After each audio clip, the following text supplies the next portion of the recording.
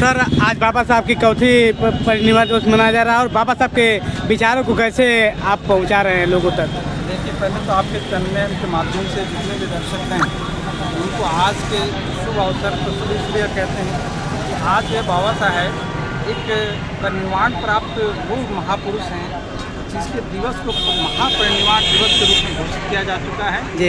और उनको नेपाल में तथागत घोषित किया गया था। जी। बोधिसत्व हैं और बोधिसत्व बाबा साहब का आज परिनिर्वाण दिवस है। उनके सम्मान में श्रद्धांजलि कार्यक्रम, उनके सम्मान में पुष्पांजलि कार्यक्रम, उनके सम्मान में श्रद्धांजलि कार्यक्रम आयोजित किया गया था।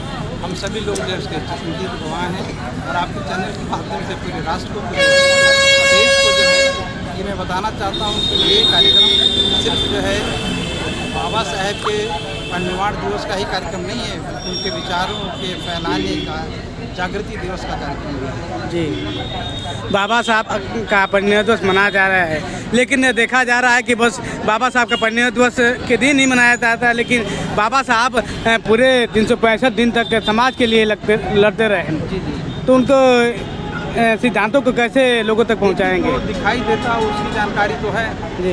जो नहीं दिखाई देता उसकी जानकारी भी होनी चाहिए। जी।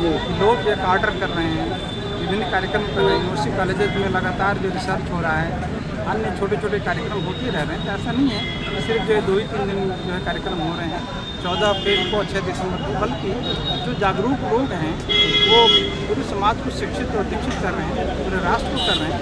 कई यूनिवर्सिटीज़ में मैं खुद जाता हूँ और सभी यूनिवर्सिटीज़ में जाता हूँ जहाँ सभी वर्ग के लोग रहते हैं, तो वहाँ बहुत सारे विचारों को प्रचार प्रसार किया जा रहा है। अभी भी एक कॉलेज था, कॉलेज में तमाम लोग ऐसे थे जो सभी सौर समाज के लोग थे, उनके बीच में बाबा साहब के विचारों को जो है प्रचारित प्रसारित किया गया। उनकी महानता को, उनकी विराटता को भी बता के मैं आ रहा हूँ।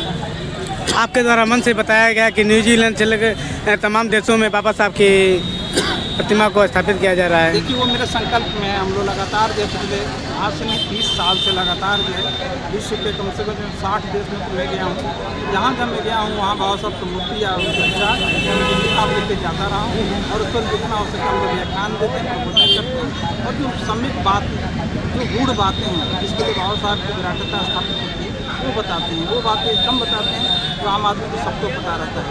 वो बातें जो लोगों को कम पता है, जिससे प्रॉब्लम सॉल्व होती है। भारत में जो है अर्थव्यवस्था की दयनीय स्थिति, भारत में जो विशिष्ट शासन में कैसे शोषण हुआ, भारत में लोकतांत्रिक गणराज्य की स्थापना करने की जो बाबा साहब ने संकल्पना की और जो संवैधानिक व्यवस्था थी, इसकी सब जानकारी जो है पूरे विश्व को दिया जा रहा है। इस तरह जो है बाबा साहब की विराटता स्थापित होती है।